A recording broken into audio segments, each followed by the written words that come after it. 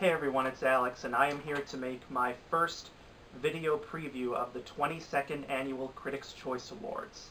Now, the reason why I'm making this video so early compared to last year is because I want to be more on top this year than I did last year of getting these video announcements out sooner rather than later after they're initially released. And the other reason why I'm making this video now is because the Critics' Choice Awards are actually moving back a month early. They're no longer going to be in mid-January, but they're now going to be in mid-December before the year is even over. Now, of course, critics get to review movies and TV shows far in advance than the general public, so by the time the show takes place, they will have seen all these movies. But I'll give my feelings about how I personally feel about this after I read this press statement. But the main reason why I'm making this video today is to talk about the host of the Critics' Choice Awards, and it will once again be T.J. Miller. If any of you watched the Critics' Choice Awards earlier this year in January, he hosted that show, and now the Critics' Choice Awards, I guess they like him so much they're bringing him back on again. And of course, like any other award show, they released a press statement to highlight this and T.J. Miller's career and why they feel he's a good host. And I always like to read these press statements because I like to highlight how these award shows like to pump up the general public to get people to watch it. Of course, I will always watch the show because I want to see who wins, no matter who is the host. I'm going to now read the press statement put out by the Critics' Choice Awards, and then I'll give my thoughts on all of this afterwards. A&E Network, home of the Critics' Choice Awards for the past 2 years, today announced a significant shift in the year-end awards season calendar.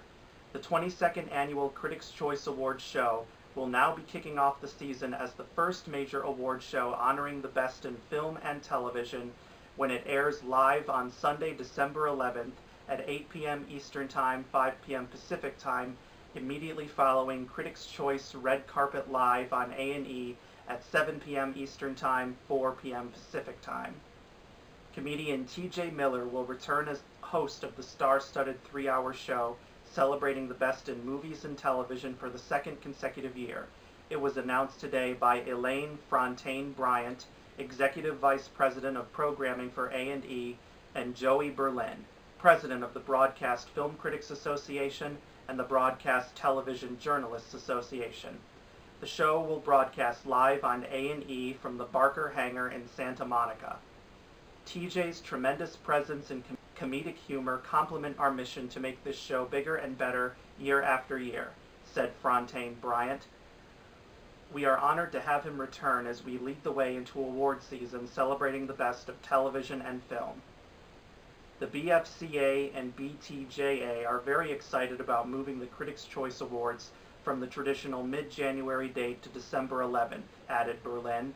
This is the logical time for the Critics' Choice Awards to be presented in the vanguard of the awards season. The role of critics is to assess new films and television shows and advise the public when they are initially released, so this new date is actually the most appropriate time for our annual year-end assessment of the finest achievements in both media. December 11th will be the first time all of the year's major award contenders will be gathered together to celebrate the best of the best. T.J. Miller stars in HBO's Emmy and Critics' Choice Award-winning series Silicon Valley, which will begin shooting its 4th season this fall. The series took home the award for Best Comedy Series at last year's Critics' Choice Television Awards, and T.J. himself won Best Supporting Actor. T.J. starred opposite Ryan Reynolds in the hit Marvel feature Deadpool, and his voice can be heard on the big screen in the Academy Award-winning Big Hero 6 and How to Train Your Dragon 2. Prior to this, T.J. appeared in a number of major studio films including Transformers 4, Cloverfield, She's Out of My League, Extract, Seeking a Friend for the End of the World, Our Idiot Brother, Yogi Bear 3D, Unstoppable, and Get Him to the Greek. Among T.J.'s other projects are the recently wrapped Office Christmas Party, in which he stars opposite Jennifer Aniston and Jason Bateman, Steven Spielberg's Ready Player One, which is currently filming, and Gore Burger, a show so strange you have to Google it to understand. That is literally what it says in the press statement. I did not make that last sentence up right there. TJ is a nationally touring stand-up comedian with an hour-long Comedy Central stand-up special titled TJ Miller, No Real Reason. He has released the hip-hop, pop, folk music album, the Extended Play EP, and hosts the weekly podcast Cashing In with TJ Miller on Nerdist.com. TJ was also named one of Variety's top 10 comics to watch and Entertainment Weekly's Next Big Things in Comedy.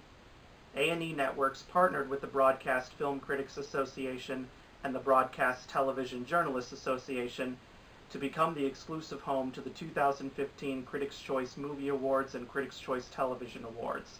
That partnership continues through 2017 with the newly formatted 3-hour ceremony that brings together both sets of accolades and for years to come. The Critics' Choice Awards are bestowed annually by the BFCA and BTJA to honor the finest in cinematic and television achievement. The BFCA is the largest film critics organization in the United States and Canada, representing more than 300 television, radio, and online critics. BFCA members are the primary source of information for today's film-going public. BTJA is the collective voice of almost 100 journalists who regularly cover television for TV viewers, radio listeners, and online audiences. Historically, the Critics' Choice Awards are the most accurate predictor of the Academy Award nominations. The 22nd Annual Critics' Choice Awards will be produced by Bob Bain Productions and Berlin Entertainment. The BFCA and BTJA are represented by WME and Dan Black of Greenberg Traurig.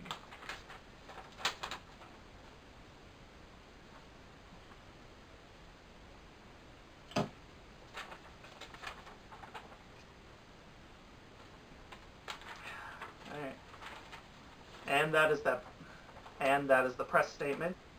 I'm a little bit mixed on TJ Miller being the host of the Critics' Choice Awards for the second time. I didn't completely hate him when he hosted the first time, but I didn't think his performance was all that amazing either. I mean, granted, the Critics' Choice Awards, they have to try and cram in a lot of awards in just 3 hours since they're now just one show where they honor the film and television nominees together instead of being two separate shows, one for movies, one for television. So, he doesn't really have that much time to do a monologue or tell jokes or things like that.